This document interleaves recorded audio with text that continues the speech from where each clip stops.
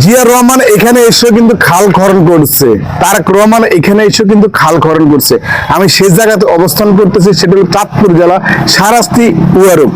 তো আপনারা অনেকে জানতেছেন আসলে তারেক রহমান কোন জায়গায় খাল খনন করছে, সেই অবস্থানটা দেখানোর জন্য আজকের এই ভিডিও আমার করার কোনো কথা ছিল না, তবু মালয়েশিয়া প্রবাসী একজন ভাইয়ের কথা শুধু আজকের এই ভিডিও আমার তুলে ধরার।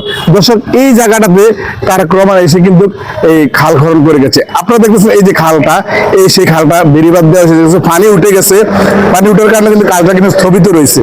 আপনারা দেখতেছেন আসলে কিভাবে তারা গাছ দিয়ে বেড়া দিছে, বেড়িবাঁধ দিছে, যেগুলো মাটিটা না ভেঙে যায় সেজন্য কিন্তু এই ব্যবস্থাটা করা হয়েছে। পাশাপাশি আবার টিন দেওয়া হয়েছে যে মাটিটা না ভেঙে যায়। স্টেজ এবং যে জায়গা মিন প্লেট সেটাও আপনাদেরকে দেখাবো।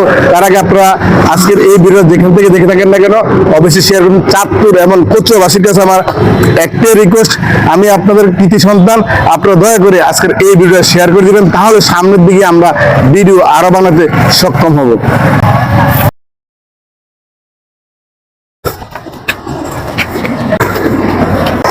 তো দর্শক, আসলে কত তারিখে উদ্বোধন হয়েছে সেটা তো অবশ্যই আপনারা এই নিম প্লেটে দেওয়া আছে। 16 তারিখ এখানে তারেক রহমান এসেছিল, ওনার বাবাও কিন্তু এখানে আইসা কিন্তু এই খাল খনন করে গেছে, বাবার মতন ছেলেও কিন্তু সেই কাজটা করে দেখাছে। আর আমার পিছনে দেখতেছেন এই মাঠটা, বিশাল যে মাঠটা দেখতেছেন, এই মাঠটাতে কিন্তু হাজার হাজার মানুষ ওই দিন ভরভর ছিল। আসলে তৈরির কোনো এই রাস্তা এবং এই বাজার, এই মাঠ যত আনার সেকেন্ড যে জায়গাগুলো আছে সেগুলো জায়গা দিতে পারে নাই। এই চাঁদপুর যখন আসলো, উয়ারুকে যখন খাল খনন করছিল তখন, তো আমি দীর্ঘত করতে চাই না, তো আশা করি যে প্রবাসী ভাই বলেছিলেন যে এখানের জায়গাটা তুলে ধরার জন্য, আসলে আপনাকে আমি স্পষ্ট সেই জায়গাটা তুলে ধরে দেখাচ্ছি।